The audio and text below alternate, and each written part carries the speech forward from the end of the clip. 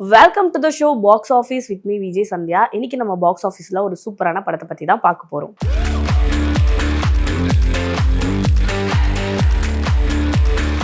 இன்னைக்கு நம்ம பார்க்க போகிற படம் என்ன அப்படின்னு பார்த்தீங்கன்னா டபுள் ஆக்குபென்சி.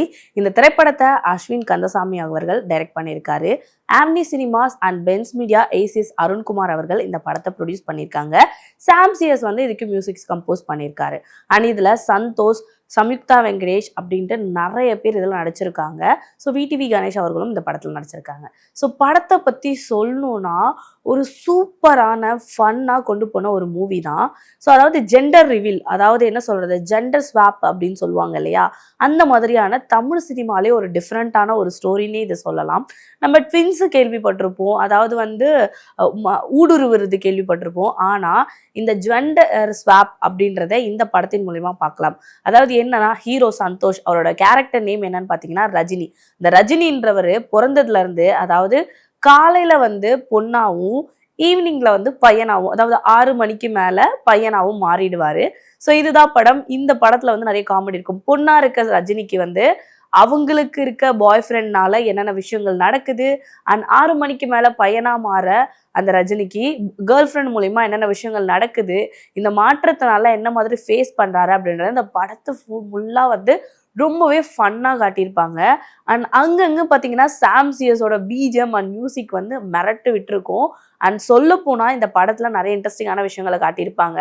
ஸோ இதில் பார்த்தீங்கன்னா அவர் சின்ன வயசுல அவங்க அப்பா அம்மா இறந்துருவாங்க. அந்த இறப்புனால எப்படி இந்த மாதிரி இந்த ஒரு டிசீஸ்ல அஃபெக்ட் ஆகி எப்படி இதனால தவிக்கிறாரு அப்படின்றத இந்த படத்துல காட்டியிருப்பாங்க.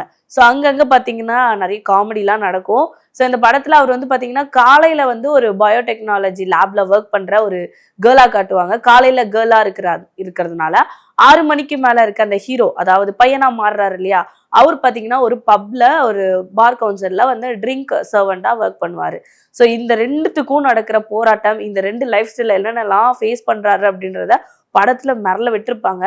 அண்ட் காமெடி சொல்லவே வேணாம், கண்டிப்பா சொல்றேன், ரொம்பவே என்டர்டைன்மெண்ட்டா இந்த படம் இருக்கு. ஸோ அது மட்டும் இல்லாம சாம்சியஸோட மியூசிக் இந்த படத்துல அங்கங்க கொஞ்சம் கொஞ்சம் அப்படியே எட்டி பார்த்தாலுமே ரொம்ப அழகா நிறைய பாடல்களை இந்த படத்துல கொடுத்துருக்காரு. அண்ட் விடிவி கணேஷ் அவர்களும் இந்த படத்துல நடிச்சிருக்காரு. அவரை பத்தி சொல்லவே வேணாம். அவரும் படத்துல நிறைய விஷயங்களை அவர் ஒரு படத்துல நடிச்சாலே போதும், அந்த படத்துல செம்ம ஃபன் இருக்கும்னு சொல்லுவாங்க இல்லையா. சந்தோஷ்குமார், அதாவது ஹீரோ சந்தோஷ்குமார் அவர்களுக்கும் விடிவி கணேஷ் அவர்களுக்கும் நிறைய சீக்வன்ஸ் இருக்கு. அது எல்லாமே ரொம்ப ஃபன்னா இருக்கும். அதே மாதிரி பாத்தீங்கன்னா ஹீரோயின் அவர்களையும் ரொம்ப அழகா காட்டியிருப்பாங்க. சம்யுக்தா அவங்களோட கேரக்டர் ரொம்ப அழகா பண்ணியிருப்பாங்க. ஆனா அதே மாதிரி சந்தோஷ் ரஜினி கேரக்டர்ல பொண்ணா எப்படிலாம் நடிச்சிருப்பாங்க அப்படின்ற மாதிரி அந்த அந்த கேரக்டராகவே அவர் வாழ்ந்திருக்காருன்னு கூட சொல்லலாம். அந்த மாதிரி சூப்பராக காட்டியிருப்பாங்க. ஆனால் அங்கங்கே பார்த்தீங்கன்னா நிறைய டார்க் காமெடியும் இருக்கும். இது லிட்ரலி ஒரு அடல்ட் மூவின்னு தான் சொல்லணும். அங்கங்கே நிறைய டார்க் காமெடிஸ்லாம் இருக்குது. ஸோ ரொம்பவே சூப்பராக படத்தை கொண்டு போயிருக்காங்க. அண்ட் பிஜிஎம் ஆல்சோ ரொம்ப அழகாக இருந்துச்சு. ஸோ இந்த படம் நீங்கள் பார்க்கணும்னு நினச்சிங்கன்னா சீக்கிரமாக போய் தியேட்டரில் விசிட் பண்ணுங்கள். டாடா பாய் பாய்.